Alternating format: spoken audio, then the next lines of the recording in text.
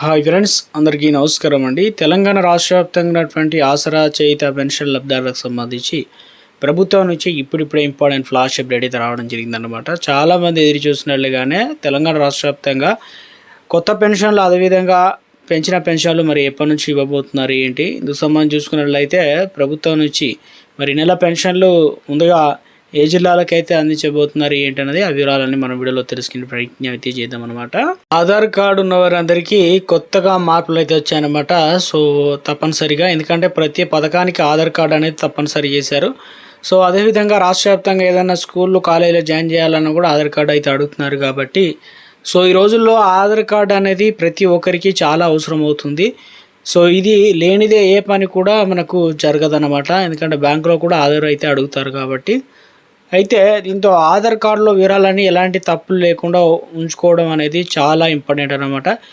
So ఏమైనా వివరాలు కనుక తప్పుగా ఉంటే ఇక కేవైసీ ఇబ్బందులు ఎదుర్కొంటారు కాబట్టి ఆధార్ కార్డులో తప్పులుగా ఉన్న కొంతమంది నిర్లక్ష్యంగా వివరిస్తూ ఉంటారు. దీనివల్ల అనేక ఇబ్బందులు కూడా ఎదుర్కొంటూ ఉంటారు. మీరు మీ యొక్క పేరు, అడ్రస్, స్పెల్లింగ్ మిస్టేకు, అదేవిధంగా డేట్ ఆఫ్ బర్త్ కావచ్చు, అవన్నీ అడ్రస్ కరెక్ట్ ఉన్నాయా లేదా అనేది చూసుకోవాలన్నమాట.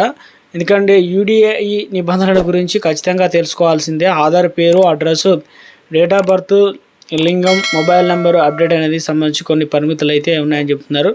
సో పేరు, అడ్రస్ ఎన్నిసార్లు అనేది మార్చుకునేటువంటి అవకాశం అయితే ఇచ్చారన్నమాట.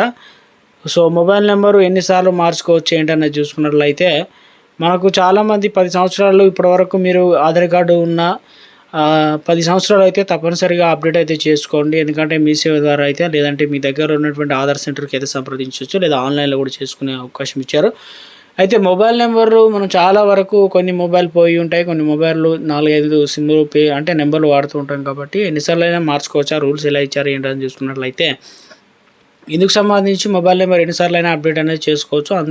ఇందుకు ఎలాంటి పరిమితి అనేది లేదు, లిమిట్ అనేది. సో ఆధార్ వెబ్సైట్, యాప్ ద్వారా కూడా సులువుగా మొబైల్ నెంబర్, చాలామందికి మొబైల్ నెంబర్కు ఆధార్ కార్డులు అంటే ఫోన్ నెంబర్ లింక్ కావాలన్నమాట. ఏదైనా ప్రభుత్వ సేవలు పొందాలన్నా, గవర్నమెంట్ సంబంధించి ఏదైనా పొందాలన్నా కూడా ఏదైనా హాస్పిటల్లో కూడా డైరెక్ట్గా అడుగుతారు, మొబైల్ నెంబర్కి లింక్ అయిందా లేదా, ఓటీపీ వస్తుందా అని చెప్పేసి అడుగుతుంటారు. కాబట్టి ఇవన్నీ కూడా లింక్ చేసుకోవడం చాలా ఉత్తమం అనమాట.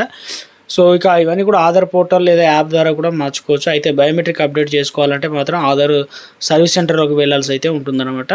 సో ఈ ఆధార్ బయోమెట్రిక్ ఎప్పటికప్పుడు అప్డేట్ చేసుకుంటూ ఉండాలి. దీనివల్ల కేవైసీ ఇబ్బందులు అనేవి ఉండవు అనమాట. చాలామంది ఆధార్ తీసుకున్నప్పుడు బయోమెట్రిక్ నమోదు చేసి ఉంటారు. దీంతో ఇప్పుడు మరోసారి అప్డేట్ అనేది చేసుకోవాల్సి అయితే ఉంటుందన్నమాట. అదొక స్మాల్ రిక్వెస్ట్ అండి. ముందుగా వీడియోస్ ఉన్న ప్రతి ఒక్కరు కూడా లైక్ చేయండి. కొత్తగా ఛానల్ వస్తే తప్పకుండా సబ్స్క్రైబ్ చేసుకోండి. చూస్తున్నారు కానీ లైక్ చేయడం మర్చిపోతున్నారు. సో వెంటనే లైక్ చేయండి. ఇలాగైతే వెళ్ళిపోదామండి. తెలంగాణ రాష్ట్ర వ్యాప్తంగా నాకు స్మాల్ రిక్వెస్ట్ అండి. ముందు వీడియోస్ ఉన్న ప్రతి ఒక్కరు లైక్ చేయండి. ఆసరా పెన్షన్ వివరాలు చూసినట్లయితే సో రాష్ట్ర వ్యాప్తంగా పెన్షన్లకు సంబంధించి మరి ఎప్పుడు అందిస్తారని చెప్పి చాలామంది అయితే ఎదురు చూస్తున్నారు. సో రాష్ట్ర వ్యాప్తంగా సో ఇప్పటికే చాలామంది అయితే అడుగుతున్నారు అన్నమాట. పెన్షన్లకు సంబంధించిన పంపిణీ అనేది చేస్తారా, ఈ నెల ఎందుకు ఇంత లేట్ అవుతుందని చెప్పేసి అడుగుతున్నారు. సో ఇప్పటికే రాష్ట్ర ప్రభుత్వం ఏం చేసిందంటే మొట్టమొదటిగా వచ్చేసి మనకు జూన్ నెల పెన్షన్లు జూలైలో, ఇలా జూలై నెల పెన్షన్లు ఆగస్టులో ఇలా పెన్షన్లు అయితే అందిస్తున్నారు. అంటే ఏ నెల పెన్షన్లు ఆ నెల అయితే అందించారు కాబట్టి సో ఇప్పుడు ఆగస్ట్ అయితే వచ్చింది.